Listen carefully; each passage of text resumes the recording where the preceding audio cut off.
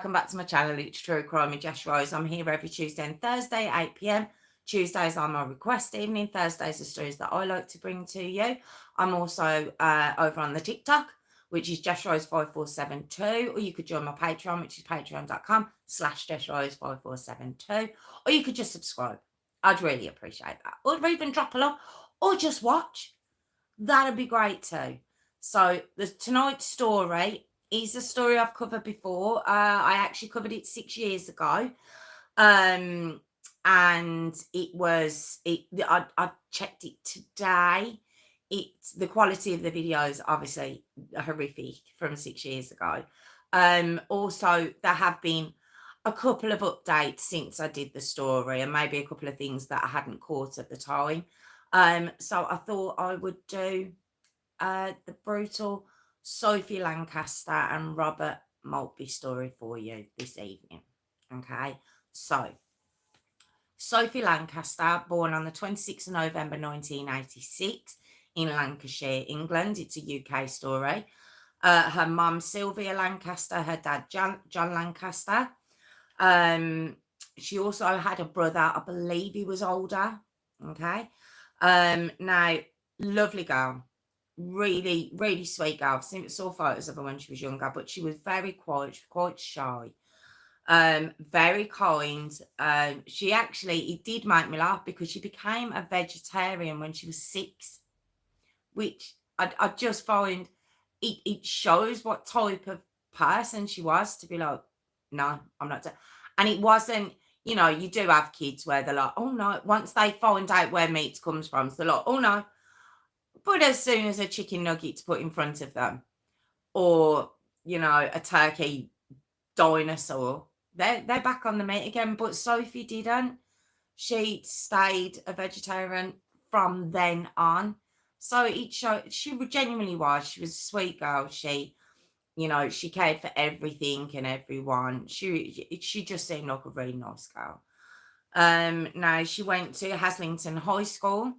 And her mum, Sylvia, said that when she turned about 12, apparently she'd gone to her friends for the summer holidays and she was due to come home, but she phoned and she wanted to stay. So she ended up staying at a friend's house for the entire summer holidays. And when she come home, she changed her look a little bit. Okay. Now, what we would call it, I don't know if it's still the name for it now, but then it was called a goth look. It was called a gothic look. Okay. Now I think it's gone through different name changes. I think you've got emo, maybe. I don't know much about that, if that's the equivalent. I'm not too sure, but it was a gothic look and it was sort of darker makeup, you know, darker clothes, you know, different colours in your hair. It was just a way of expressing yourself, just like, you know, at the time when she was doing it, the more, what would you say, mainstream look was chav, tracksuit bottoms, trainers, slick back hair, you know, which must have looked to the people dressing gothic, that must have looked just as, like, you know, oh God, all right, okay, is that what you're wearing? You know, so it's just an alternative way that she decided to express herself. And her mum actually said, Sylvia actually said that when she walked in, her first thought was, God, you look really cool, which is nice that her mum was so accepting, because I think sometimes if you see black nail varnish and thick black makeup and, you know, dark clothes and, you know, a certain look, you know, some parents would be like, oh, but her mum was just, she just thought it was cool, she said. And she found that it was like Sophie had found herself. This was her way of expressing herself, and she started getting like piercings and things like that. But she was happy. She was happy, and that's all Sylvia wanted for it. That's all Sylvia wanted for her. So now at age 17, okay, so it's 17/18, she met Robert Maltby, and apparently this was through friends. And Robert, he comes across as quite a quiet guy as well. But they just hit it off straight away. Now, Robert himself, he was born in 1986, same year as Sophie, in Lancashire as well. And in 2007, okay, he at this point is turning 21 around this point. He's a bit older than Sophie, I believe. Now, Robert's also a goth, if you like. But Sophie and Robert and a lot of the goth community, if you like, they don't like being called that. Sophie didn't like that name anyway. She didn't like that title. And neither did Robert. They more seen it as being an individual, being alternative. You know, that was how they saw themselves. Okay. So from the outside, it was like, oh, goth. But for themselves, they just saw it as being not with the mainstream, you know, not following certain cultural norms, okay, if you like. And they got on really well. And their friend says they were so well suited. They were a really, really sweet couple. They'd spend a lot of times with their friends, but for the most part, it was just them two together, and they just got on very, very well. Now, as I said, we've got to 2007. Robert is turning 21. Sophie would turn 21 this year. And she was getting ready to start at Accrington and Rossendale College to do an English degree. Okay. Now, by this point, the couple had moved in together and they were living in Bacup in Rossendale, Lancashire. And they were planning for their future. They were talking about what they would do, whether they get married in, you know, not in the immediate future, I believe. I think they both had plans with what they wanted to do with their lives, but it was together. They knew they wanted to be together in whatever they chose to do. Now, in this area, Bacup, where they were living, goths weren't treated very nicely because for the most part, the youth that lived there were chavs. That's what they were. That was how they dressed. Now, was I a chav? Yes, I was. Yes, I was. But I don't think I was particularly going with that look. I just like to dress in trainers and jeans or joggers. It's just how I dressed. I was just comfortable that way. So I suppose I would be classed as a chav as well. And it was seen now because I'm live in a multicultural city, you know, to see a chav or a goth or, you know, someone from a rock, a fashion, not background, but someone dressing up as a rocker, or, you know, because we're in a multicultural city, you know, seeing different people it's not unusual, you know, so you don't really stand out, really. But in Baker, it was called, on the show that I watched, I've watched a few shows on this, and on one particular show that I watched, it was called a monoculture, which basically means that whereas we're in a multiculture, they're in a monoculture. So it's everyone really dresses the same.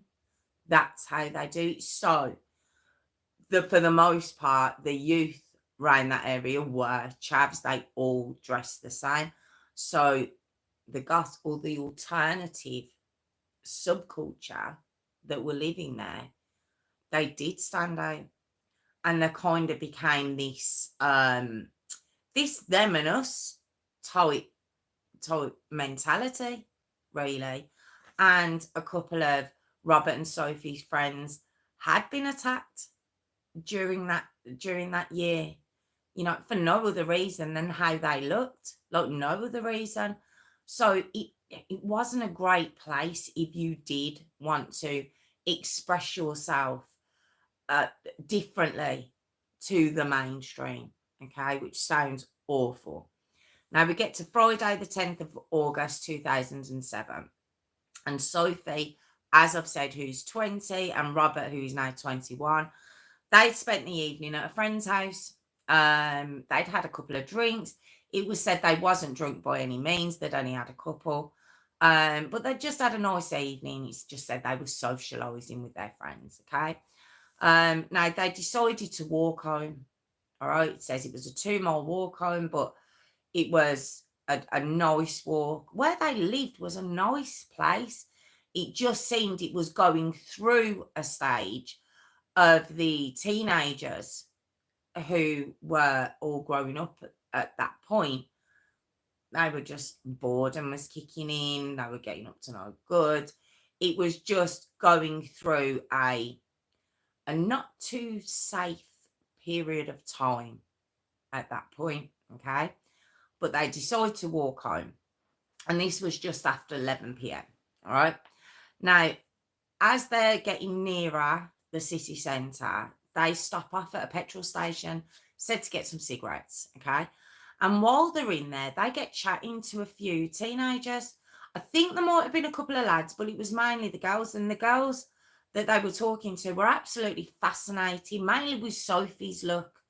Now, I've heard that Robert say that night they weren't dressed in gothic attire, but Sophie did have sort of black and red dreadlocks. She was a very pretty girl. She was only tiny. I've heard she wasn't even 5 foot. She was quite diddy. You know, Robert himself wasn't a massive, daunting dude. I don't know where I got dude from, but you know, they were just a really sweet couple, but they did have piercings, you know, like I say, she had red and black dreadlocks, you know, darker makeup. And these girls were just fascinated with her piercings. They were asking about her and Robert, you know, what they were into.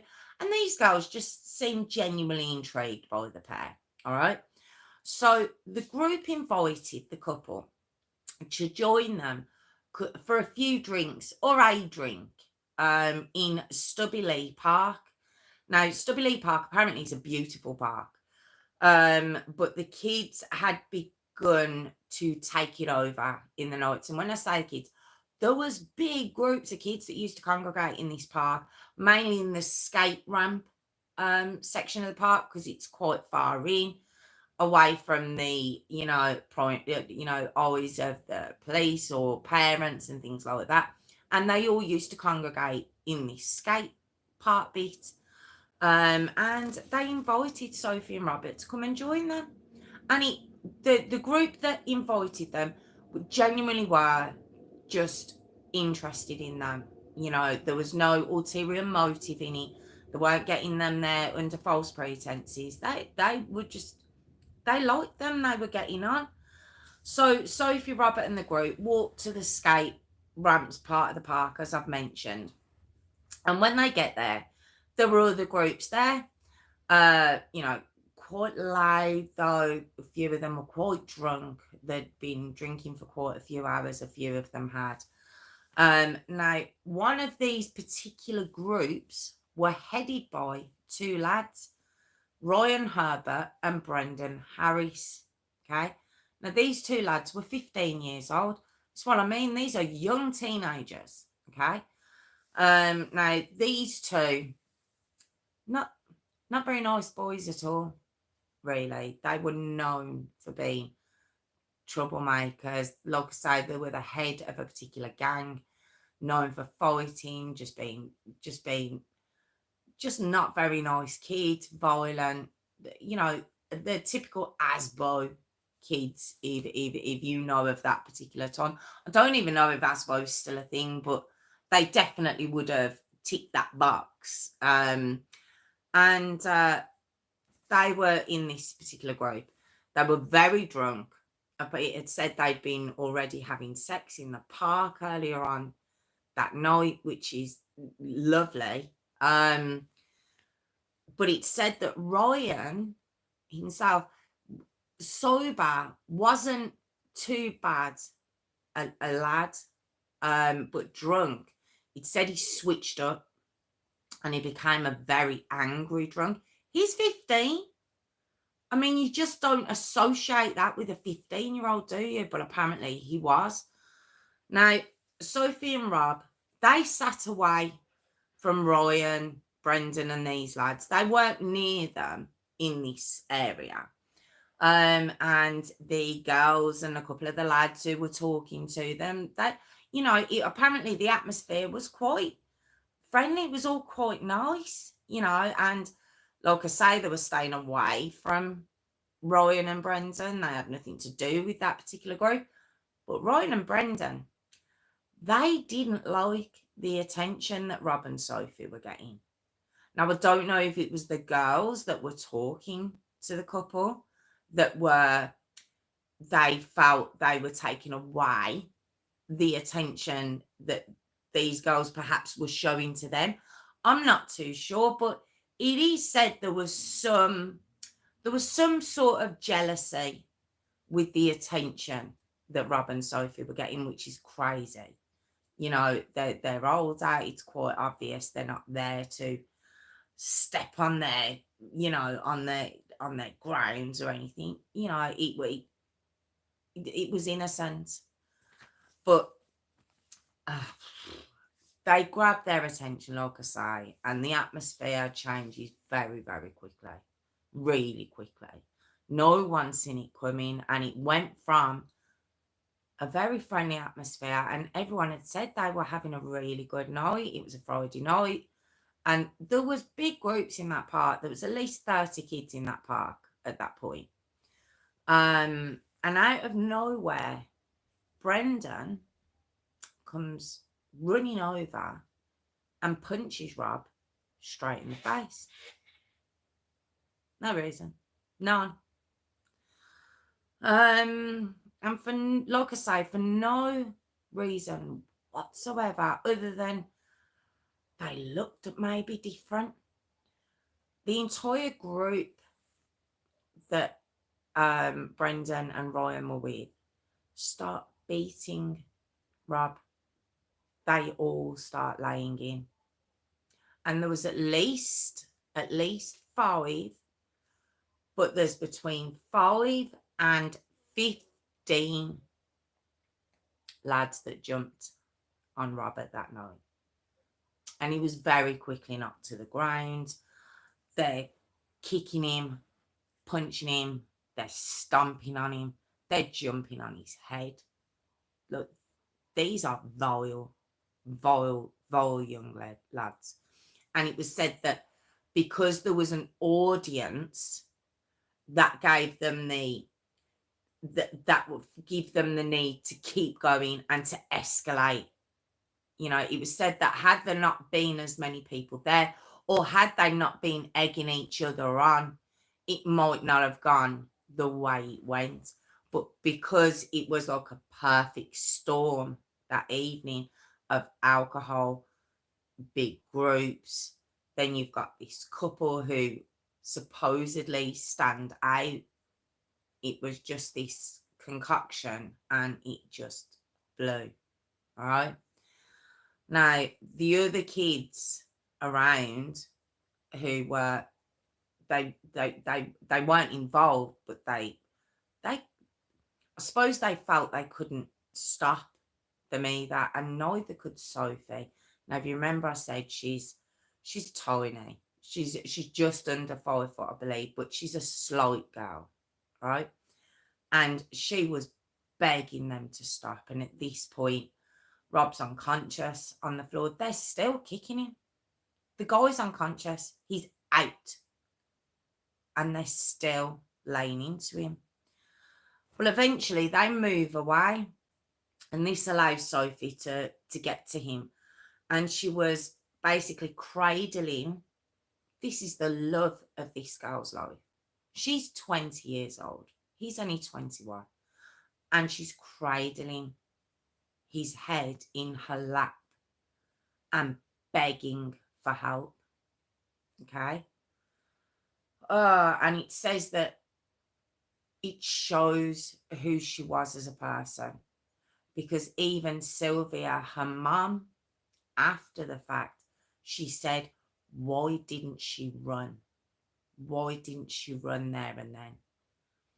But maybe she thought because Rob was a man and she was a girl, maybe she'd be okay. You know, maybe she didn't care. Maybe she was going to go help Rob regardless whether she thought anything could happen to her or not. He just said she was very, very brave. Okay. So she's cradling his head. She's begging for help. And then they come back. Right. But Sophie has her head.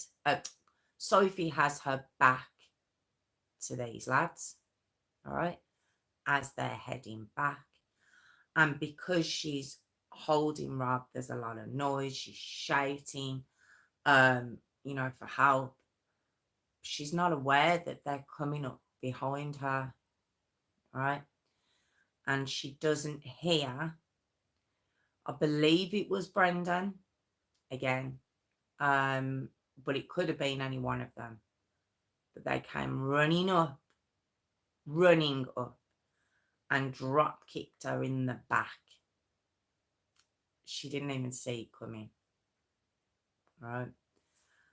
And then Ryan, Brendan, and apparently 3 of the lads just begin beating her. Look, savagely beating her. And it appeared that what they'd done to Rob, not only did they want to do to her, but they wanted to take it even further. They were kicking her. They were stomping on her head. But after the fact, detectives were saying that they saw Rob and Sophie as less than them. They just didn't see their lives as important at all.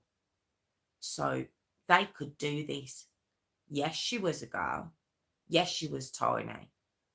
But that the normal rules didn't apply to not hitting a girl, because she wasn't important. She was less than them. And they began kicking her head like a football.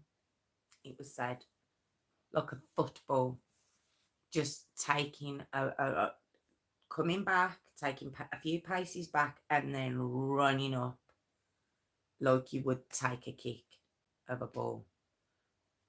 Just utterly horrendous. Now, the witnesses were terrified. The witnesses are the other kids, okay, that were there in the park at the time.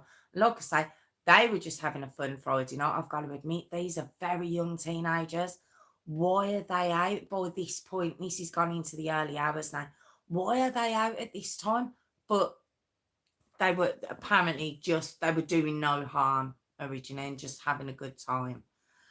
Now, they were all terrified, but one girl, one young girl, she calls 999.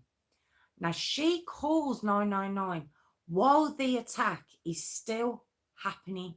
And if you listen to the call, can you make out exactly what's going on in the call? No. But when you realise that behind that very young girl, I've heard she was only 13, when you hear behind that terrified girl's voice begging for the ambulance to come to help them, you can hear noises in the background, and you're like, is that it? Is that noise like them kicking her? Or you start to try and think, is that what I'm hearing? Because apparently, even though they saw her on the phone, they didn't care. They just they kept on. They kept going. Now, I don't know if they knew she called 999. I don't know if they were cocky enough to think that would never have happened, or they genuinely just didn't care. But when the ambulance arrives, and you do hear this young girl on the phone. She sounds so young, and she's crying and she's screaming, and she's like, they can't find us, on about the ambulance. And the operator on the end of the phone, she's like, look, they'll find you, just stay on the phone, just calm down, I need you to calm down, because she was hysterical, quite rightly. All right. But when the ambulance does arrive towards where they can get to, where the paramedics can get to Rob and Sophie, Roy and Brendan and their group had run. They'd gone. Of course they had. They're not going to stick around. They're not going to stick around, are they? They're not brave enough to do that. No, they're only brave enough to kick around a young, petite girl, you know, and a boyfriend who wouldn't hurt a fly.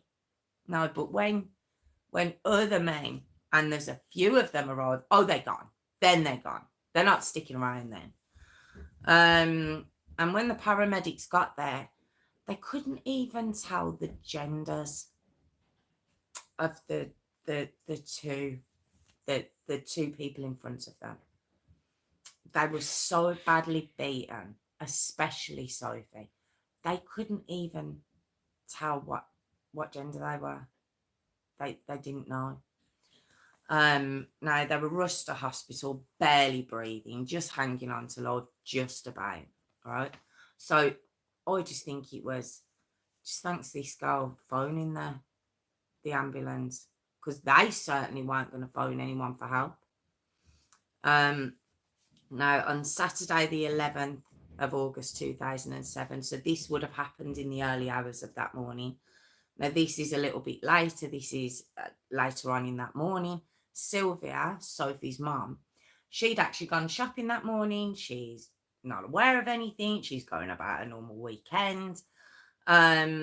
She doesn't know anything. And when she comes home, she opens her front door and there's a card, you know, that has been put through her letterbox. And when she looks, it's asking for her to ring Burnley police station. She's like, what's going on? Of course, she phones and she finds out. And she said her life as it was stopped then. She said everything that she'd known before then stopped. Okay. And everything after that call, when she found out about Sophie, that's her life after. She said, and you've just got to carry on. She goes, but they're two different lives, right? And basically she gets to the hospital, and she sees the state that they've left her daughter in. And she's crying, her husband's crying, Sophie's brother's crying. So the nurse was crying. She said she just couldn't believe what she was looking at. She was practically unrecognisable. You know, her whole head had swelled up. Have seen photos. She actually released a photo after a couple of days publicly to show what these cretins had done to her daughter. But at that particular moment, she couldn't believe what she was looking at. Like I say, Sophie, the majority of her injuries were to her face and her head. Her dreadlocks, remember I mentioned she had, they weren't long, they were probably to about here, so black and red. There was clumps that had been ripped out of her head. She had black eyes.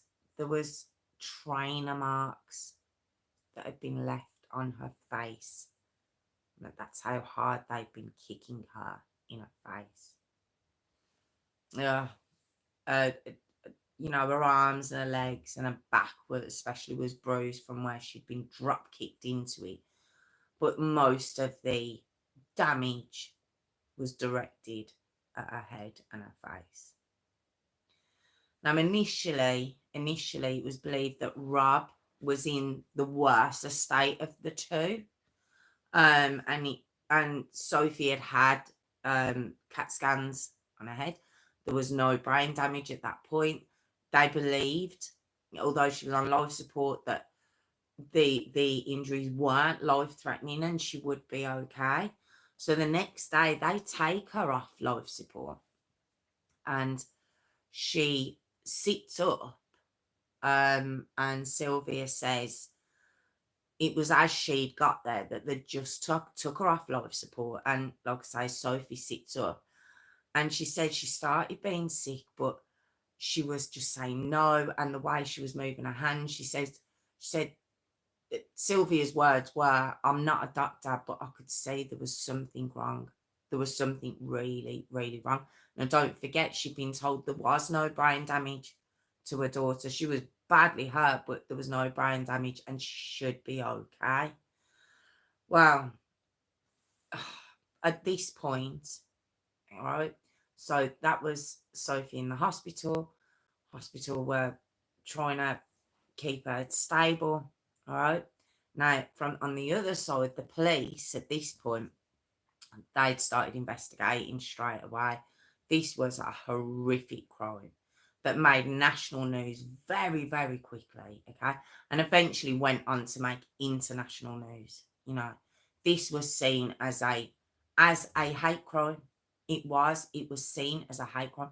It was seen that this was done because this couple looked different and for no other reason. All right.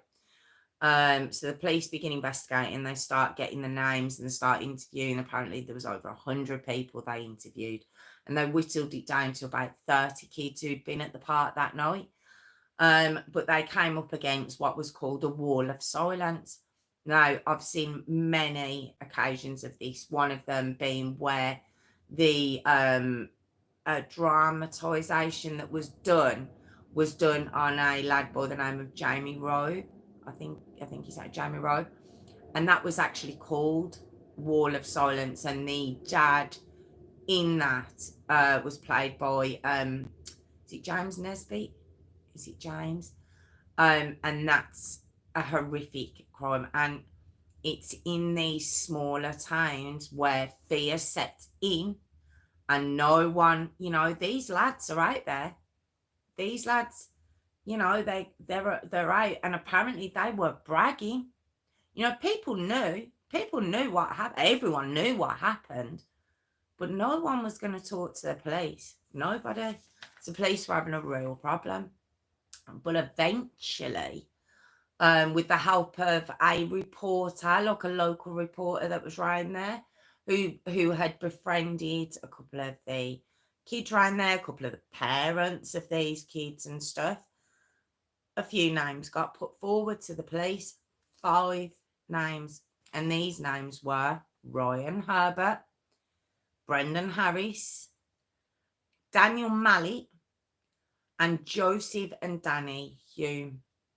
Now, Ryan, Brendan, Daniel, and I believe Joseph, all 15.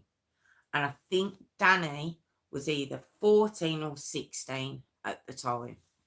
Okay. Now, Joseph and Danny are brothers, as I've said. And just horrific. Just absolutely horrific, these 5 were.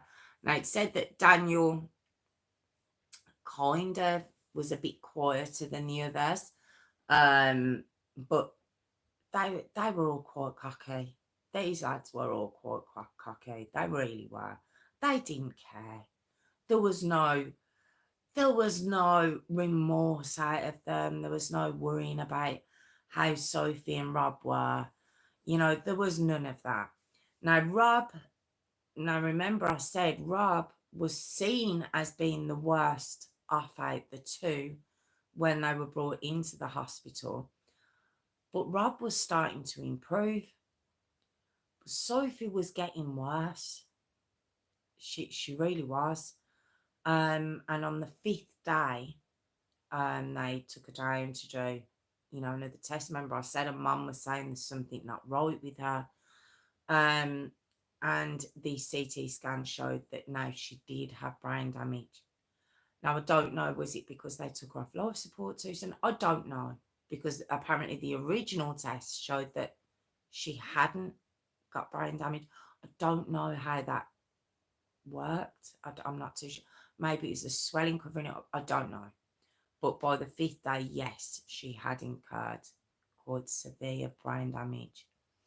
Now, the police, because it really wasn't looking very good for Sophie now, and she was in an induced coma. Okay, the it, like I say, it wasn't looking good for her. The police did something that they very, very rarely do, and they wanted to do a post-mortem of Sophie's injuries, even though she was alive. Okay, and it was because it looked like she wasn't going to make it from her injuries. But of course, her injuries are starting to heal. Or, she had, I mean, you should have saw her ears. Her ears were like triple the size that they were, that they should have been from being kicked. Oh, it's just such a shame. It really was. But these injuries are starting to heal. So Sylvia Agreasy and her husband, Sophie's dad, they agree to it. And a pathologist is brought in to have a look at Sophie's injuries and to catalogue them, and to try and see how the injuries, because the pathologist can see how the course of events may have happened with regards to her injuries. And what the pathologist could tell from the injuries to Sophie's head and her face is that there would have been a simultaneous kicking to her head from 2 different directions. And that's what had really done the damage. Because had it been from one direction and just sent her head in, the other way, apparently that wouldn't have been, of course it would have been horrific, and we know, that can be fatal. I'm not saying it's not, but they were saying that the real fatal damage for Sophie was the fact that there would have been 2 people kicking her in the head at the exact same time. That's what they've said. And that's what the pathologist could see. So the police at this point knew they were looking for at least 2 people who had definitely, they could prove that it was at least 2. They knew it was more, but you have to have evidence for that. All right. Now, Sylvia, over the next 13 days, she begged for the machines to be turned on. Well, I say over the next 13 days, it was on day 5, so say for the next 8 days, she begged for the machines to be turned off. She said that Sophie's body had just begun to swell up, and she just said Sophie would have hated it. She would have hated to have been like that. Obviously, she couldn't eat, she couldn't talk, but there was nothing there. And she said Sophie would have hated this. She would have. So the family just, they said, look, it's time. All right. Which would have been awful. Now, at this point, Rob had actually come out of his coma. He came out of his coma after a week. All right. And this poor lad, imagine coming out of a coma. Not, I presume at first you wouldn't know what was going on. And then as things are coming back to you, and then you want to go and see the love of your life and see what they did to her after you'd been knocked unconscious. I can't imagine that. I can't even imagine how he felt. I genuinely can't. Because he wouldn't have known. He wouldn't have known that. Don't forget, she was okay. He was the first to be attacked. So he wouldn't have known that they'd gone on to do that to her. Just awful. Just absolutely awful. So what Sylvia did, she invited all Sophie's friends and family members, and of course Rob, who was still in the hospital, to come round and sit with Sophie, before they agreed for the life support to be turned off. And they all sat there and, for a little while discussing memories of Sophie and, places they'd gone together, all together and stuff. And just a way of them all saying goodbye to their friend. And it said she was really loved. She really was. It shows just what a lovely girl she was. And then on the 24th of August 2007, 13 days after the attack, Sophie dies in Sylvia's arms. She said, well, after they turned the machines off, it took about 20 minutes. And she said it was like 1 minute she was there, and the next minute she felt her go. She said it was the weirdest feeling. She goes, but you could feel her leave. Just utterly heartbreaking. Absolutely heartbreaking. Especially walking in to see your daughter like that, but then initially being told, don't worry, she'll be okay. She'll be all right. Not meant emotionally, of course there's going to be, trauma, but she'll be okay. And then over the next 2 weeks, just watching her deteriorate must have been, just awful. So, as I've said, did I say they brought the 5 in? I don't even know if I've said that. I'm sure I did. They brought the 5 in. They were arrested. Now, Ryan, Brendan, Daniel, Joseph and Danny were originally charged with GBH, 2 counts, okay? 1 for Sophie, 1 for Rob. After Sophie passed, the charges were changed to murder, obviously of Sophie, and GBH of Rob, okay? And now witnesses at this point, after Sophie's passed away, and like I say, this is made not just national news, this is made international news, okay? Sophie's photos in the newspaper, because obviously Sylvia had released it. She wanted people to know. Witnesses do start coming forward, okay, who were there that night, which is so brave, again, like I say. Now, the evidence that the police had got, which they'd struggled with at first, they were getting witnesses coming forward, but they need evidence. Now, they found blood on Ryan's clothes and on his trainers, on the bottom half of his bottoms and his trainers. And it was said the only way that this could be there is if he was in a pool of Sophie's blood, or he'd been kicking her at the time. So, they had evidence against him. But they were having trouble with regards to Brendan. They were having real trouble because they knew these were the main 2, but they were having trouble getting Brendan.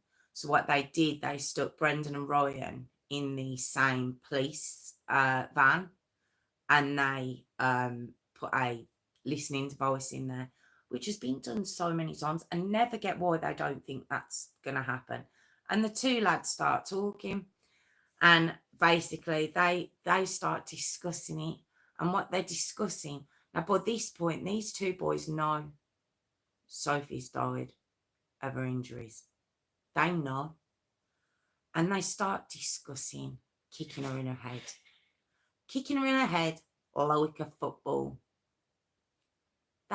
That's what they're discussing. No remorse whatsoever. Now, on the 14th of September 2007, the 5, okay, so Daniel, Joseph and Danny were all charged with GBH, and by this point, Ryan and Brendan had been charged with murder and GBH. And the 3 had also been charged because it was classed as joint enterprise. So because the police had had to use that because they couldn't pinpoint who had caused the fatal blow. Okay. Now they all pled not guilty. Of course they did. Of course they did. But then we get to March 2008 when the trial's about to start. And on the first day of the trial, Ryan pleads guilty. He decides to plead guilty to his charges. So the other four, including Brendan Harris, their lawyers and them themselves are like, well, he's taking the blame, so can we go? That was the attitude, really. They thought, well, they've got him now, so well, you might as well just let us go. But no, that wasn't what was going to happen, okay? The reason that didn't work was the three, Daniel, Joseph and Danny, they kept their charges of GBH on Robert. But Brendan, he was still remained charged with murder because of the pathologist and because of the police's forward thinking is all I can say, to do a post-mortem on Sophie before she'd actually passed away while the injuries were still there, and that pathologist proved that there had to have been two of them at the same time kicking Sophie from either side. And that's how they could also prove Brendan was guilty of murder, or charged with murder anyway. So the results come in. The results? That's not right, is it? The results? I know I'm not wording that right, but they're all found guilty of their charges. Okay, they're all found guilty. Now they're all sentenced in April 2008. The judge called them feral thugs. You know, I said there was no remorse out of them. He had no time for these guys whatsoever. He says even animals wouldn't do what you did. Even animals only do kill for food. They wouldn't have done what you did. Now Ryan and Brendan. So we have Ryan Herbert. He was sentenced to life with a minimum of originally 16 years, which was, okay, so originally 16 years, I'm going to say that, okay? Then Brendan Harris, he was also sentenced to life with a minimum of 18 years, okay? Then we have Daniel, given 4 years, Daniel Mallet. And then Joseph and Danny Hume, the brothers, they were given 5 years apiece, okay? Which is, it's just, but apparently given the lack of evidence towards those three and everything else, apparently they weren't I just think it's just disgraceful, but apparently that's what you would expect for the evidence they had and who came forward. Okay, now appeals, of course they all appealed, all of them. They all got turned down except for, and that's where I got a little bit confused earlier, except for Ryan Herbert. Now, don't forget he pled guilty, and his appeal, his sentence was dropped to 15 years. Okay, so that was their sentences. Now Sylvia, it said from pretty much straight away, she said, I could have either just sat on the sofa and just vegged out and just, as I've said, just crawl into a hole and just not want to see anybody, okay? But she doesn't. And she sets up the Sophie Lancaster Foundation. And it's a charity where she goes into schools and she talks about inclusivity of, you know, of societies, of people in society's differences, and, you know, just explaining, I think she showed photos of a daughter at one particular school, and one of the kids was like, and it was where she's got the red dreads, and she's there, and she's kind of holding a bottle, and I think they were like, oh, she must like to drink. All she was doing was holding, I think it was WKD bottle, and it was like, oh, she looks a bit scary, and these were type on first impressions that these kids got from just a photo. So it shows these automatic opinions that are struck in a split second. And she's out there and she's talking to these kids, and she's going, like, explaining that you can't judge people like that. You can't just judge people by just the makeup they wear or the clothes they've got on. You can't do that, or the piercings or tattoos. And she spent she spent the past 18 years working so hard, and she says, I'll continue to do it for the rest of my life, just trying to bring about these changes. Now, there was a acronym of Sophie's name that was done with regards to this charity, and it was called Stamp Out Prejudice, Hatred and Intolerance Everywhere. And obviously it's an acronym of Sophie's name. I just thought it was lovely. She said her friend had come up with that. Now, in 2013, Greater Manchester Police became the first to monitor and record hate crimes and incidents against people from alternative subcultures. Now, other forces have followed this legislation, and what it means is, obviously, hate crimes are classed as crimes against someone because of their gender or because of their race or their sexuality, their religion. And it was to bring in to that group that are protected, people from alternative subcultures of society, and it was to bring them into that protection of it being classed as a hate crime, because obviously Sophie and Rob's attack was classed as a hate crime because it was believed the only reason these lads went after them was because they classed them as goths, and someone said they saw them as lower than themselves, which is crazy. Now in 2014, Sylvia was awarded an OBE for all her work that she's done. We got in 2017 now, Rob, he's like a shallow, the lad he was. He's still living at home with his parents, just round the corner from the park, where Stubbylee Park, where it happened. Now, there was a show where he was working with the producers. It was called Murder for Being Different. And he really didn't like it. He didn't like that how his life now is, he's just seen as the man who was beaten. It's like his identity's been taken from him. He also doesn't see it, he doesn't believe it was a hate crime. He doesn't see it as a hate crime. He just sees them as being assholes. I don't normally swear, but that was the term that was used.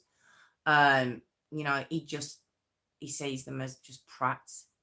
And he believes that giving the excuse of a hate crime and that it was because they were goths is kind of giving an excuse to what was done that night, rather than it just being that they were just rotten.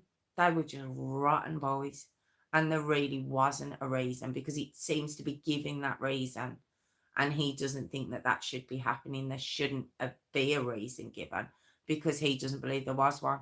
He doesn't even believe it was because he says they weren't dressed in their normal sort of attire, their dark attire. They were just dressed like everyone else, really. It was just they had piercings, and Sophie had obviously the dreadlocks in her hair. He goes, but we didn't look that much difference then.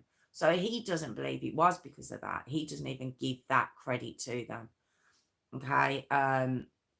He said that he is still you know, uh, working in art and stuff, but he no longer wears goth fashion, which is a real shame if that's how he expressed himself. You know, it is a real shame. Now, Daniel, Joseph, and Danny were all released after, I think, in 2012 and 2013. The Daniel 2012, and then Joseph and Danny in 2013. So they're out and about, living their best life. Well, I don't know, but they're living their lives.